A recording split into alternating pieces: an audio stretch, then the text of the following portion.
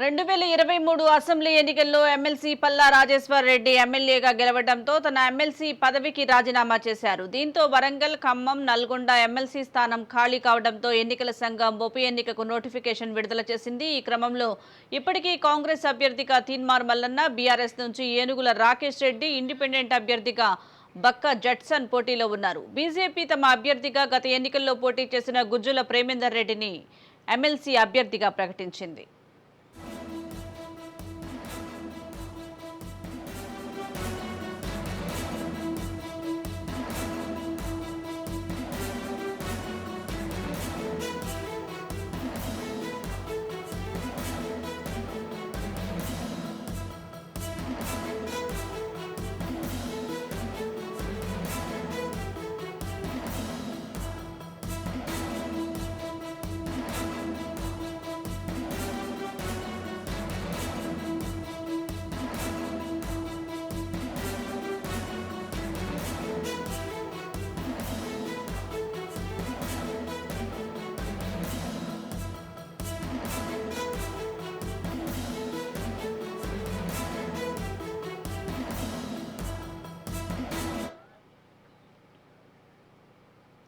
వరంగల్, ఖమ్మం, ఇటు నల్గొండ ఎమ్మెల్సీ స్థానం ఖాళీ కావడంతో ఎన్నికల సంఘం ఉప ఎన్నికకు నోటిఫికేషన్ విడుదల చేసింది. ఈ క్రమంలో ఇప్పటికే కాంగ్రెస్ అభ్యర్థిగా ఇటు తీన్మార్ మల్లన్న, ఇటు బీఆర్ఎస్, బీజేపీ కూడా అభ్యర్థులను ప్రకటించింది. దీనికి సంబంధించి మోర్ అప్డేట్స్ మా ప్రతినిధి స్వప్న అందిస్తారు. స్వప్న.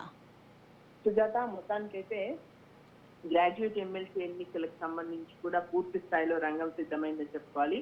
ఇప్పటికే కాంగ్రెస్ అభ్యర్థిగా తీన్మార్ మల్లన్న అక్కడ ఉన్నటువంటి ఎవరైతే ఓటర్లు ఉన్నారో, ఎడ్యుకేటెడ్ ఓటర్స్ ఉన్నారో వాళ్ళందరితో మాట్లాడుతున్నారు, తిరుగుతున్నారు.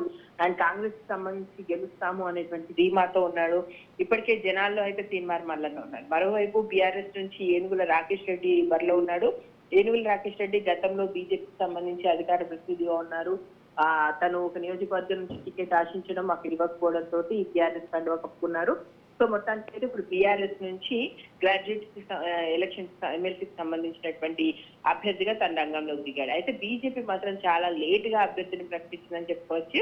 ఇవాళ బీజేపీ సంబంధించి ప్రేమేందర్ రెడ్డి పేరును తెర మీదకి తీసుకొచ్చింది. ప్రేమేందర్ రెడ్డి బీజేపీకి సంబంధించి సీనియర్ నాయకుడిగా ఉన్నాడు. గత ఎలక్షన్స్ లో కూడా చాలా సార్లు పోటీ చేశారు. అక్కడ కొంత చదువుకున్నటువంటి వాళ్ళ విషయంలో బీజేపీకి కొంత పట్టు ఉంటుంది కాబట్టి ప్రేమేందర్ రెడ్డి ఆల్రెడీ సీనియర్ నేతగా ఉన్నాడు, పోటీలో ఉంటాడు, గెలుస్తాడు అనే నమ్మకంతో అయితే బీజేపీ ఉంది.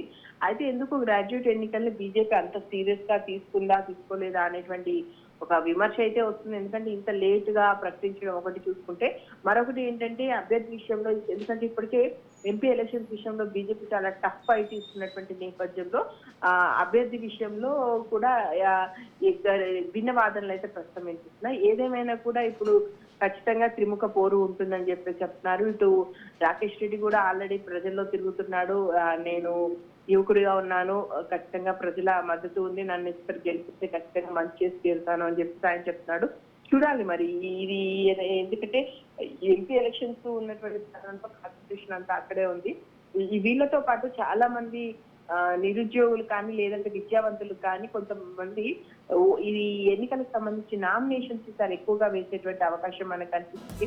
సాధారణంగా ఈ మూడు పార్టీలకు సంబంధించినటువంటి కీలక నాయకులు చూసిన మిగిలిన వాళ్ళు కూడా ఈ ఎన్నికలకు సంబంధించి నామినేషన్స్ ఈసారి ఎక్కువగా వస్తాయి, చాలా మంది కూడా పోటీ ఉంటారు అనేటువంటి వార్తలు వస్తుంది. చూడాలి ఇండిపెండెంట్ గా ఎవరెవరు ఉంటారని.